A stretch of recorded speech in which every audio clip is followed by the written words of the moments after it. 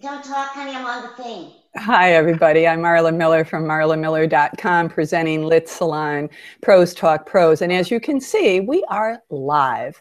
And MarleneWagmanGeller is here with me. And we were doing a sound check before I pressed the start button. And if you're hearing a little bit of echoing any place, it's just Google.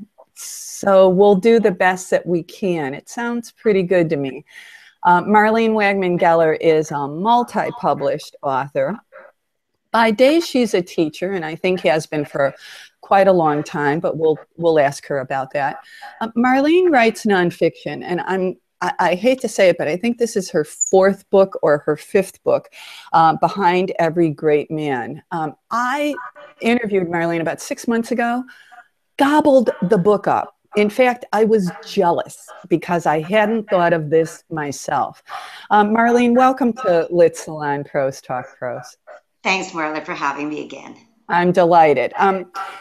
So let's start this out. Since LitSalon attempts to inform, educate, inspire, offer tidbits, could we talk about your body of work? How many books do you have?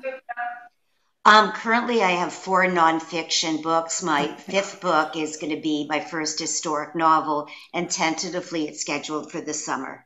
Oh, talk to us about that a little bit. Basically, it's the foundation is a true story. It centers around this Selma Lagerlöf, and she was the first Swede, the first woman, and as it turned out, the first lesbian to win the Nobel Prize in Literature in Sweden. But what makes her story so fascinating, I mean, that unto itself is fascinating, but really what added a further dimension to it was she had a 30-year epistolary relationship with a German woman. Really? And they were friends for 30 years. And then Nelly Sachs, the German woman, she writes Selma Lagerlöf and said, I need you to obtain a visa for my mother and I from Nazi Germany. It was right after Kristallnacht. Wow. And through this whole big process, Selma Lagerlöf, through her influences, arranges for the exit visa for Nelly Sachs and her mother. They took the last civilian plane out of Nazi Germany. But what really intrigued me about the story is Selma had died while Nelly Sachs and her mother were in transit. And so Nelly arrives in Sweden with no friends, no family, no language, no money. And in 1966, she too won the Nobel Prize for Literature. Really? So I thought, like, that's such an amazing story. These two best friends, they both became Nobel Prize winners, and yet their story somehow slipped through the cracks of time. And I said, that's a story. That's a story for you. Now, Marlene, I'm going to ask you to move your video up a little bit because your Like mouth this? is cut off. Oh, like this? Yeah, well, there you go. We want to see your whole face. Okay. And so this is your first fiction? My first historical No, novel. first historical. So this is a novel. So you're basing true facts. So it's rooted in history. Exactly. But you've novelized it. Exactly. So the skeleton is fact. The flesh is, because there's very little bit about Nelly Sachs, and what is available is in German. So I had to, put the flesh on the skeleton. Oh, wow. And when did you discover this woman in history? When you were researching perhaps all your other women and men in history? Well, what had just happened was I had finished my third book, which was And the Rest is History. It's how the iconoclastic lovers in history first laid eyes on one another. And then I just started thinking, the Nobel Prize is sort of the gold standard of literature and of the Nobel Prize winners. So I just started going through female Nobel Prize winners, and just, through happenstance, I found Nelly Sachs. And I just started reading her story. And then from, Kristallnacht to the halls of the Nobel Prize, I said, and nobody knows her story, and what a fascinating story it was. Wow. And that's when I decided I'm going to turn their lives into a book. That's fabulous. Now, let me ask you a bit of business stuff. So you wrote 4 books before this. Did Correct. you, okay, so you have an agent, right? Yes. Okay. I want to know your agent's reaction when you said, guess what? This one's going to be fiction. Well, it's a bit different because my nonfiction books were one agent, but my agent, Roger Williams, he strictly does nonfiction. So when I broached him and I said I have a historical novel, he said I just do. He said I just do.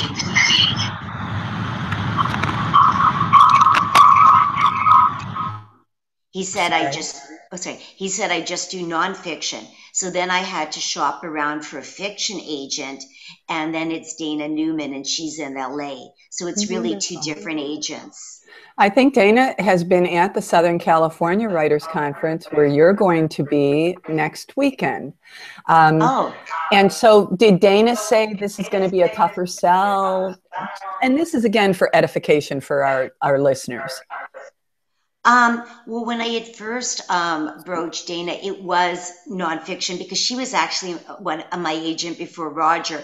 And she said, you know what, it would be more engaging if you turned it into a historical novel, because otherwise it was kind of like, it was like 2 memoirs. And so she said, I think it would be more engaging as a historical novel.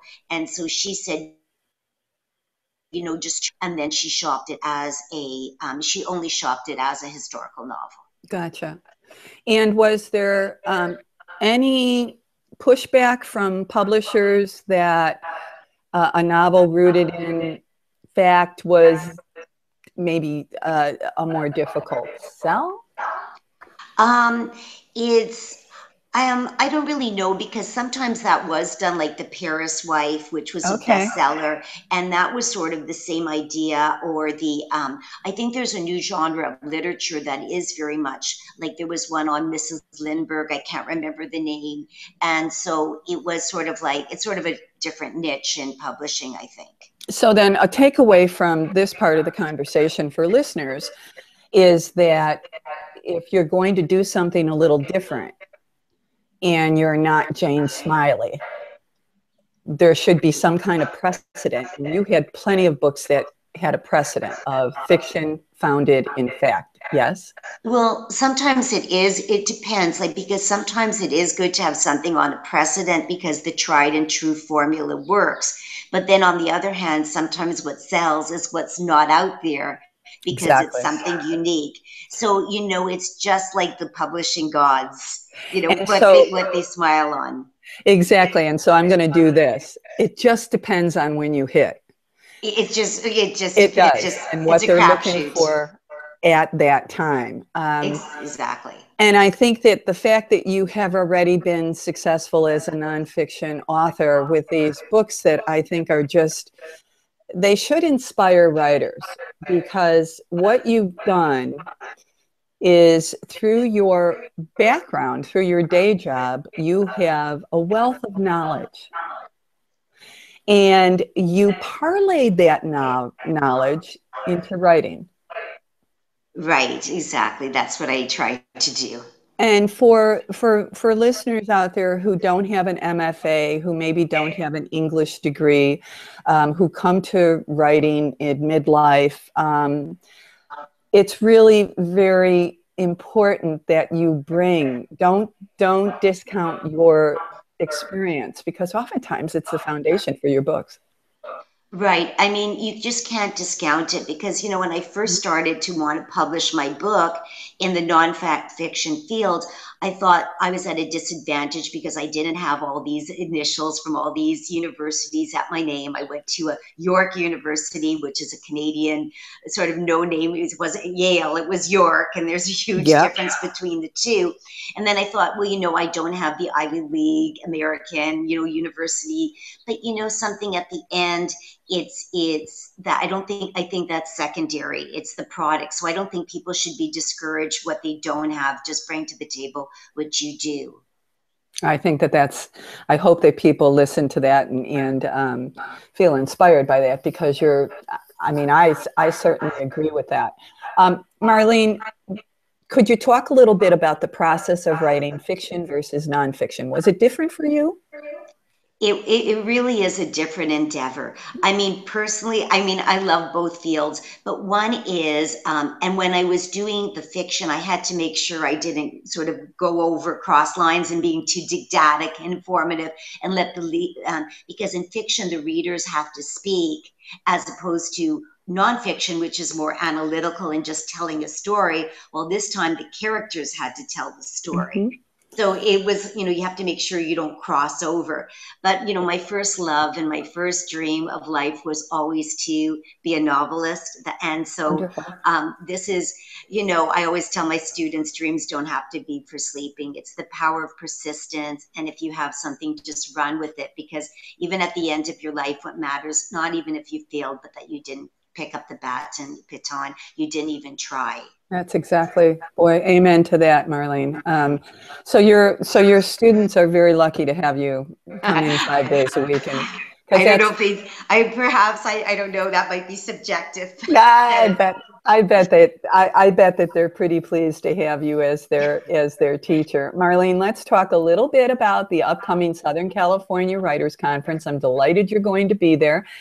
You're going to do both a keynote and you're going to do a workshop. Now, I know in keynoting, you're going to talk to us about your process, much like you're doing here.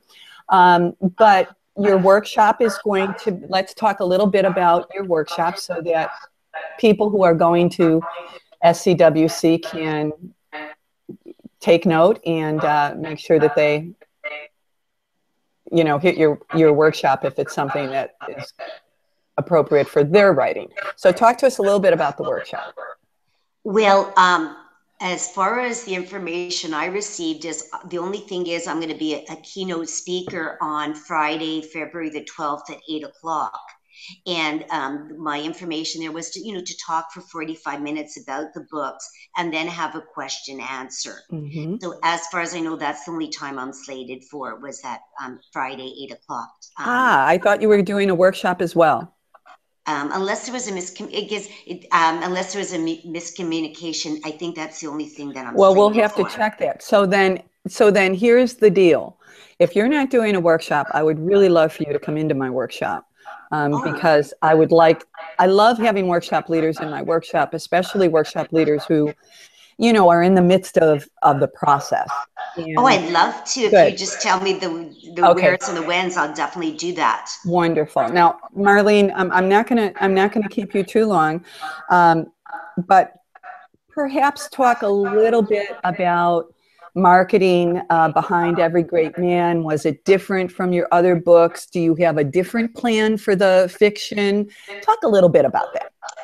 Well, I think in terms of marketing, one of the things when you publish a book, your publicist is key, because if you have a good publicist, that is major, because they're the ones who do the newspapers and the magazine articles, the radio interviews, the TV. So if you have a good publicist in your court, because even if you have a good book and nobody knows about it, then it is doomed.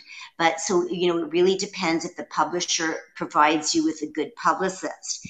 And so that's the main thing. And then one thing I realized from my last book is, it's your baby, it's your kid, and nobody's going to promote it like you. Yeah, so, amen. So as much as you can, even though you have a publicist, she has other clients. So as much as I could, like whenever I'm asked to speak anywhere or do a book signing, I'm always there. Mm-hmm. I'm hampered because I do have a full-time job.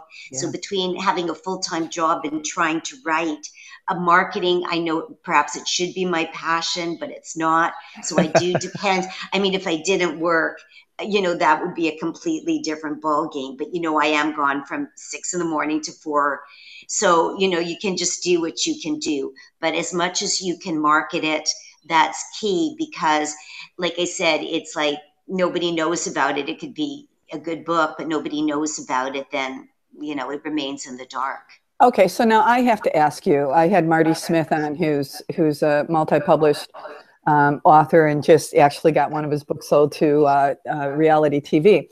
Wow. But Marty also is the editor-in-chief of Orange Coast Magazine, and I interviewed him many, many years ago, and when he wrote his first novel, and he had his full-time job as you do, And what he said was that it's all about discipline. And he said, I didn't want to take away from my family life. So I'd get up from 5 to 7. Then the kids would get up. We'd all get ready for work and we'd all go to work or school. How do you do it? Well, what I try to do is because, in the best of all possible worlds, your real world is just to write.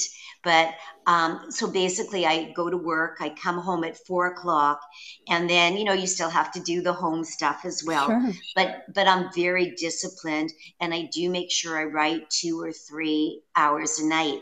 And Do one you? thing, yeah, and Wow. one thing I learned though in life, if you want to get something, you have to give up something else. So if you want to write and work at the same time, you have to give up. I rarely watch TV. I rarely go to a movie. I rarely go out with friends. I had to give up a lot to get something else. It was a conscious decision, but again, I have a friend and she writes young children's lit, but she doesn't work. So she Mm-hmm. can still do all the fun things. But you only have finite hours in the day. So as long as you're disciplined, you can do, at least you can just do as much as you can humanly do.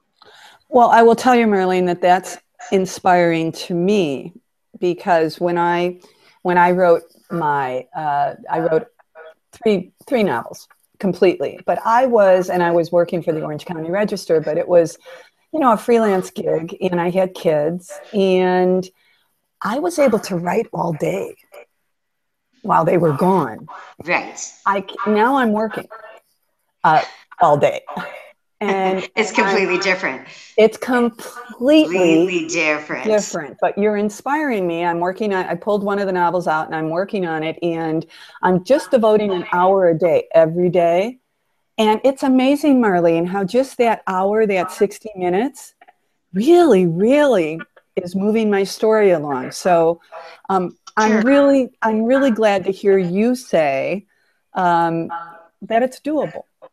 It's doable. And even if you only have an hour because you have your family, you have your work, but even if you do an hour, you're still in the creative process, and Right. it is cumulative because even an hour a day does come out to many. And if that's all you can do, then that's all you can do. And I also find, what I do is time becomes a different perspective. It takes me about 45 minutes to drive to work. So I sort of formulate the chapter. I don't Got it. listen to the radio. So I sort of formulate a chapter during the drive there, and then when I come home, I formulate the chapter, and then after I throw some food at my family, which comes mainly from styrofoam box. they then I get to the computer, and then I start putting in print what was in my mind for the day. So I mean, and it gives me a passion because life without a passion is kind of just like black and white, not technicolor. So that sort Amen. of puts the color in the day. So it gives me my passion. That's quite inspiring. I really dig that. I'm not going to keep you anymore, Marlene, but let's talk a little bit. Do you have a title for the next book so that we can be on the lookout? Well, the working title for this summer's book is going to be Selma and Nellie, Two Nobel Women. It's sort of the play Wow. on they were noble and they won the Nobel. Really cool. Okay, so then you're going to have to come back on LitSalon when that comes out. Oh, you got it. Okay, but meanwhile, I want people to know that Marlene will be keynoting at the Southern California Writers Conference next week. That's Friday, February 12th at 8 p.m. I know we'll all be there, really interested in what you have to say. And I'd love to be part of your workshop if you just give me the particulars. And I absolutely will. You will be part of my workshop. And any closing comment, tidbit, advice that you can offer our listeners, Marlene? I think if you have the passion to be a writer, don't let the naysayers say, you're Miss Nobody from nowhere, or you don't have the credentials or whatever, because, just pursue, and that'll give you a passion. And who knows when you take the plunge where it'll lead. Boy, that's the truth. And I think that we're going to stop on that note because that's a really uplifting, inspiring note to stop on. MarleneWagmanGeller is author of 4 books, the 5th one coming out this summer. She will be at the Southern California Writers Conference. Her last book, Behind Every Great Man. Give us the full title of that, Marlene. I have it right here. It's Behind Every Great Man, the Forgotten Woman Behind the World's Famous and Infamous. And you know what? I'm sharing this screenshot right now. So we're going to end this, Behind Every Great Man. So what I want people to do is go to Amazon, Google Marlene, or Google MarleneWagmanGeller.com, because that's her website. You will find out all kinds of wonderful stuff about who she is and what she does and all the books that she's written. I love your coupling books. That was so brilliant of you to want to know about the wives behind these iconic, famous, and infamous men. I don't know where you got that idea from, girlfriend, but that was brilliant. Sometimes inspiration strikes. Boy, that's it. That's the truth. MarleneWagmanGeller, thank you so much for coming on to LitSalon, Prose Talk Prose, and I look forward to the next time that we talk. Me too, Marla. You're wonderful, and I can't wait to meet you next week. Thank you so much. And for listeners out there, tune into LitSalon, Prose Talk Prose. If there's an author out there that is interested in guesting on this show, I'm looking for hard-working authors who can come and talk to entry-level authors, writers of all levels, because we need inspiration, and MarleneWagmanGeller just gave it to us. Until the next time, be well, writers, and keep writing. And remember this, writing is rewriting.